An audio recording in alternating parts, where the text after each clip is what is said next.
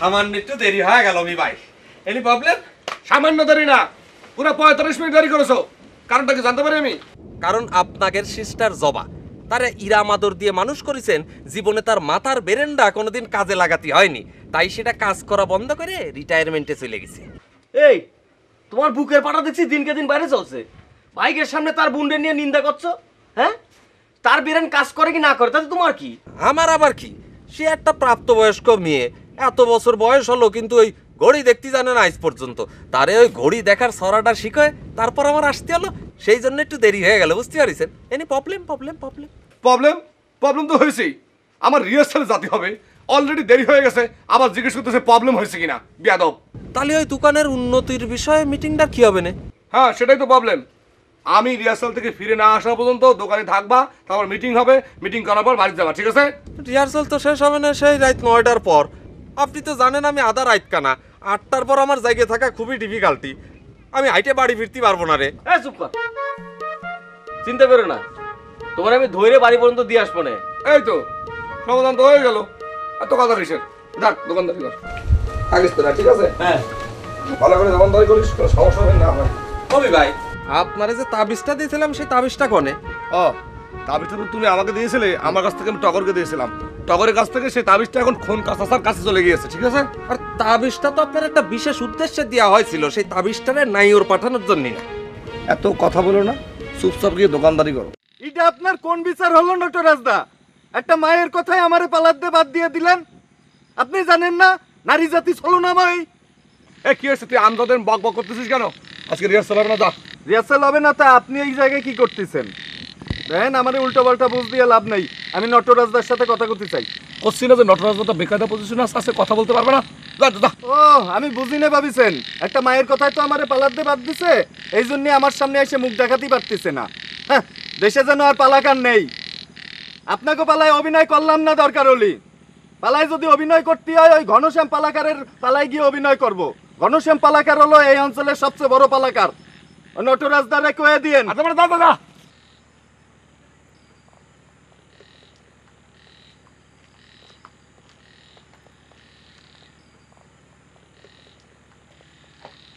এই কি বলে গেল?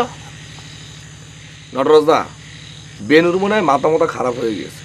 সে যেসব কথা বলে গেল তার কোনো মানেই হয় না। কি? সে বললো তুমি নাকি কোন মেয়ের কথায় তাকে পালা থেকে বাদ দিয়ে দিয়েছো। কোন মেয়ের কথা? ওই অকিঞ্চন এই ভ্রান্ত তথ্য কোত্থেকে পেল? আমার মনে হয় সে ওই পেখমের কথার একটু ইঙ্গিত দিয়েছে। ওইখানে সে একটু দুর্বল, এটা তো পরিষ্কার। আর কি বলে গেল জানো? কি? সে নাকি ঘনশ্যাম পালাকারের পালায় অভিনয় করবে। ঘনশ্যাম পালাকার নাকি এলাকার সবচেয়ে বড় পালাকার। ওই অর্বাচীন এই কথা বলে গেল? ঘনশ্যাম পালাকার এই অঞ্চলের সবচেয়ে বড় পালাকার? হ্যাঁ, ওকে বলে দিস ওর ছায়াও যেন এই বাড়িতে না পড়ে। শোন, আমার হিসাবটা হচ্ছে উল্টো। যার যেটা খারাপ লাগবে সেটা তার মুখের উপর বলে দেব, আর যার যেটা ভালো লাগবে সেটা তার মুখের উপর না বলে অন্যদের কাছে বলবো। তাতে লাভ কি? তাতে অনেক লাভ আছে। শোন, খারাপ জিনিসটা মুখের উপর বলে দিলে সেই মানুষটা সংশোধন করে নিতে পারবে, আর ভালো জিনিসটা যদি মুখের উপর বলে দিই তাহলে তার ভাব বেড়ে যাবে, তখন ভালো জিনিস আরও ভালো করার চেষ্টা থাকবে না।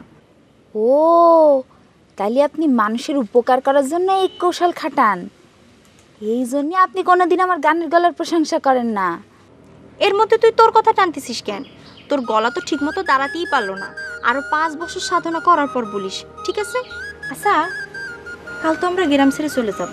এই গোলাপ, এই তুই যে তখন বললি বেনুর মাথায় গন্ডগোল দেখা দিয়েছে, এখন তো দেখতেছি তোর মাথায় গন্ডগোল। তুই কার সাথে কথা বলতেছিস? মায়েরূপ কন্যা, যার কথা তোমার বলেছিলাম, উনারে নিলে তোমার পালা কোথায় উঠে যাবে তুমি বুঝতেই পারছো না। না রে গোলাপ, সেটা তো সম্ভব না।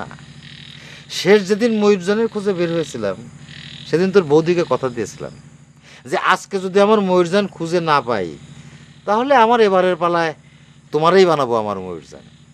তাহলে আর উপায় কি, বৌদিকে দিয়ে কালকে রিহার্সাল শুরু করো, বৌদিও খুশি হবে। আর আমিও তো এর আগে তোমার কয়েকবার বলেছি। হ্যাঁ, হয় বন্দনা দিয়েই ময়ূরজান করাতে হবে, আর নাহলে পালা বন্ধ রাখতে হবে। পালা বন্ধ রাখা যাবে না নটরাজদা, পালা করতেই হবে, আমার বিশ্বাস। পালা দেখতে সেই মায়ারূপ কন্যা নিশ্চয়ই সে হাজির হবে। তখন তারে আমি নিশ্চয়ই খুঁজে পাবো। তোরা যার যার স্বার্থ নিয়ে ভাবতেছিস। ঠিক আছে, আমি বন্দনাকে ময়ূরজান বানাবো, সেই হবে আমার পাড়ার ময়ূরজান। তুই বস, আমি তোর বৌদিকে কথাটা বলে আসি। বন্দনা, তারা ভিতর যা, সেক্রেটারি বসো। সেক্রেটারি, ঘটনা কিন্তু ভিতরে ভিতরে অন্যদিকে মন দিতেছে, সিচুয়েশন কিন্তু কন্ট্রোলের বাইরে চলে যাচ্ছে। আমি কিন্তু আর সামাল দিতে পারতেছি না। আরে খুলে না বললি তো কিছু বুঝতেছি না, কি ঘটনা কোন দিকে মন নেচ্ছে সব বলবেন তো। আরে ঘটনা ক্লিয়ার জানলি তো বলবো। শোনো, সাজের বেলা তোমার মালা ভাবি এক কাপ চা নিয়ে এসে আমার সামনে দাঁড়ান। হঠাৎ তারে দেখে আমার মনে হলো সে আমার শত্রু, আমার মাথায় খুন চাপে গেল, আমার তারে খুন করতে ইচ্ছা করলো। কোনো রকম কন্ট্রোল করে আমি বাইরে এসে তোমার খবর পাঠালাম তেরাকে দিয়ে। এ কি আজব উপসর্গের কথা বলতেছেন? নিজের স্ত্রীকে খুন করতে ইচ্ছে করছে? হ্যাঁ করছে। হঠাৎ মনে হলো সে একটা অপরিচিত স্ত্রী লোক আমার বাড়িতে এসে আমার ক্ষতি করার চেষ্টা করতেছে। এমন কেন হলো সেক্রেটারি? দাঁড়ান দাঁড়ান দাঁড়ান দাঁড়ান, আচ্ছা এরা আপনার আগে কোনোদিন হয়েছিল? না, হয়নি। আমি ময়ূরজান চরিত্রটাতে অভিনয় করতে চেয়ে ভুল করেছি। আমি যদি সেই চরিত্রটা না চাইতাম, তুমি কি তাহলে আমাকে সন্দেহ করতে পারতে বলো?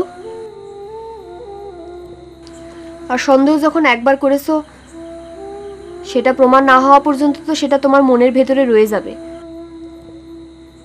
না বন্দনা, না, আমি তোমাকেই আমার ময়ূরজান বানাবো। ধন্যবাদ, কিন্তু তোমার মনের সন্দেহ দূর না করে আমি কোনোদিন ময়ূরজান হব না নটরাজ। কিভাবে সন্দেহ দূর করবে শুনি? তুমিই তো বলেছিলে যাকে তুমি ময়ূরজান হিসেবে নির্বাচন করে এসেছো তার চরিত্রের বৈশিষ্ট্য এমন অন্যরকম যে সে এরকম একটা চিঠি লিখতেই পারে না। হ্যাঁ বলেছি। তাহলে তোমার মনে যদি এই থাকে যে সে এই চিঠি লিখতে পারে না, তাহলে কে লিখলো চিঠি? হয় আমি, না হয় সে, নাহলে অন্য আরো কেউ।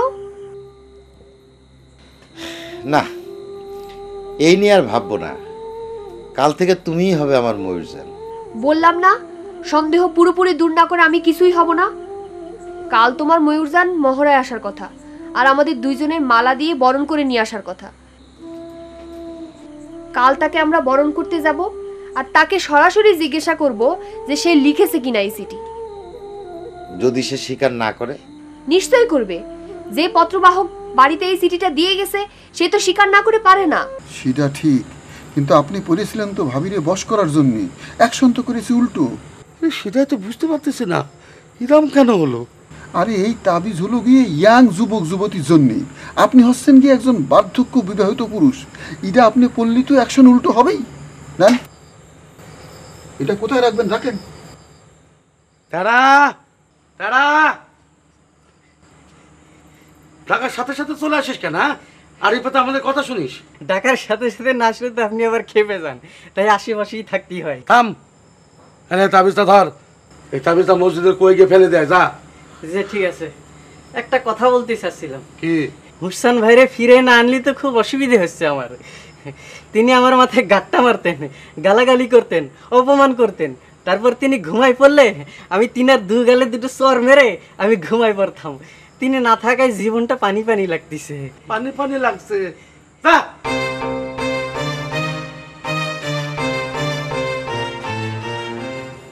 শোনো সেক্রেটারি, এই তাবিজ দিয়ে বস করে মালা বানুর হানিমুনে যাওয়ার শখ ভোলাই দেবে ভেবেছিলাম, কিন্তু এখন তার কোনো উপায় থাকলো না। উপায় থাকবে না কেন? উপায় আছে। আমার এই বাজারের 1 বিঘে জমি বন্দোবস্ত করে দেন, আমি উপায় বের করে দিচ্ছি। তুমি তো জমির জন্য জোকের মতো লেগে আছো। হ্যাঁ, আচ্ছা ঠিক আছে, যাও, ওই জমি তোমার দিয়ে দিলাম, বুঝেছো? আরে মালা বানরে থামাতে না পারলে তো আমার ইলেকশন ডকে উঠবে না। এই তো একটা বুদ্ধিমানের মতো কথা বলেছেন। কাল কাউন্সিলে যে আপনি একটা কাগজে জাস্ট সই সিগনেচার করে দেবেন, আমি আপনার বুদ্ধি দিয়ে দেবো। জীবনে অনেক সামার দেখেছি, বুঝেছো, কিন্তু তোমার মতো সামারে আমি একটাও দেখিনি। আরে এতদিন আমার সাথে থাকছো, অথচ আমার মুখের কথা তুমি বিশ্বাস করতেছো না। এইটা তো আপনি আমারই শিখাইছেন। আপনি বলেছেন না, মুখের কথার কোনো বিশ্বাস নেই, সব কিছু লিখিত রাখতে হয়।